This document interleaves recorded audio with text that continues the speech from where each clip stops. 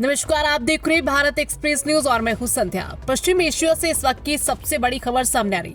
Gaza को लेकर एक अहम राजनीतिक और सुरक्षा समझौते का दावा किया गया। अमेरिकी राष्ट्रपति डोनाल्ड ट्रंप ने इसे क्षेत्र में शांति की दिशा में बड़ा कदम बताया। आइए जानते हैं पूरी रिपोर्ट में।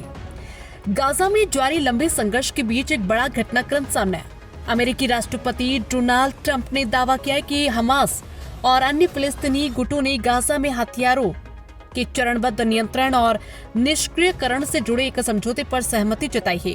रिपोर्ट के मुताबिक इस योजना के तहत अगले 14 दिनों के भीतर विस्तृत रोड मैप तैयार किया जाएगा। समझौते में कहा गया है कि हथियारों का नियंत्रण एक राष्ट्रीय समिति के पास रहेगा, जबकि पूरी प्रक्रिया की निगरानी एक अंतर्राष्ट्रीय सत्यापन समिति करेगी।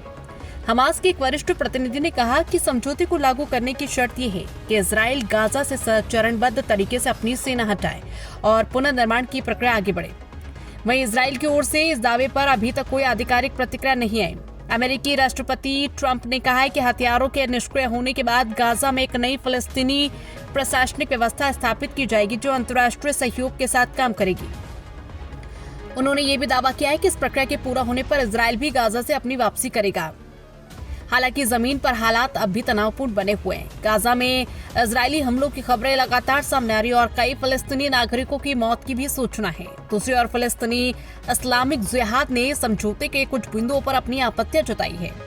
अब सबकी निगाहें इस बात पर है कि क्या ये समझौता वास्तव में लागू हो पाता है और क्या इससे गाजा में लंबे समय से जारी संघर्ष को खत्म करने की दिशा में कोई ठोस रास्ता निकलता है।